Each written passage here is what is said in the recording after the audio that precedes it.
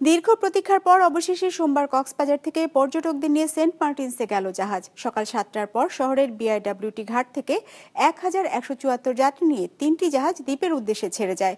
সংশ্লিষ্টরা জানিয়েছেন, বন, পরিবেশ ও জলবায়ু পরিবর্তন মন্ত্রণালয় সহ সরকারের সব নির্দেশনা মানতে হবে পর্যটকদের।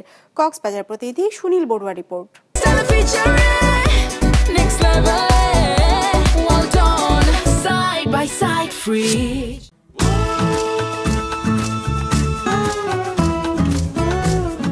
দেশের একমাত্র প্রবাল দ্বীপ সেন্ট মার্টিনসের অপার সৌন্দর্যের টানে প্রতি বছর ছুটে যান হাজারো পর্যটক। চলতি পর্যটন মৌসুমে নভেম্বর থেকে দ্বীপটি পর্যটকদের যাতায়াতের জন্য খুলে দেয়া হলেও রাত্রি যাপনের অনুমতি ছিল না।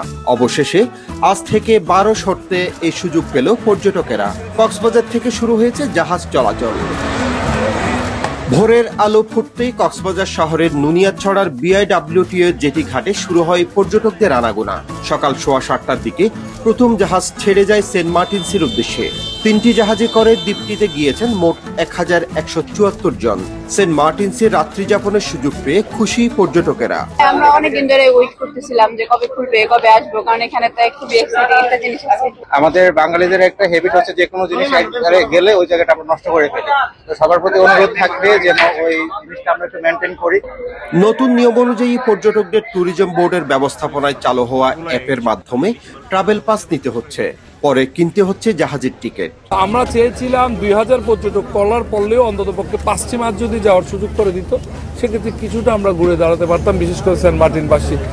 সেন্ট মার্টিনসগামী পর্যটকদের নিষিদ্ধ পলিথিন ও প্লাস্টিক পণ্য ব্যবহার নিরুৎসাহিত করতে পানি বহনে বিশেষ ধরনের ফ্লাক্স সরবরাহ করেছে পরিবেশ অধিদপ্তর।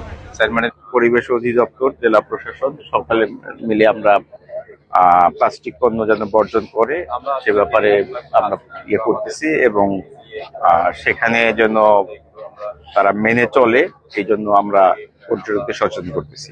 পর্যটকদের নিরাপত্তার পাশাপাশি পরিবেশ রক্ষায় নির্দেশনা মানা হচ্ছে কিনা তা কঠোরভাবে তদারকি করছে টুরিস্ট পুলিশ। টুরিস্ট পুলিশ আমাদের এই ঘাটেও আছে এবং আমাদের জাহাজেও আছে, এবং টুরিস্ট পুলিশ কিন্তু ওই পারেও আছে। সেন্ট মার্টিন থেকে একটা টিমও আছে। সম্পূর্ণ নিরাপত্তার চাদরে আমাদের পর্যটকরা আমরা ওখানকে ভ্রমণ করা নিশ্চিত করব।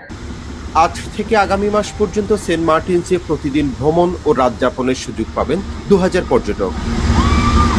সুনীল বড়ুয়া, বিজনেস রিপোর্ট, মাছরাঙা টেলিভিশন।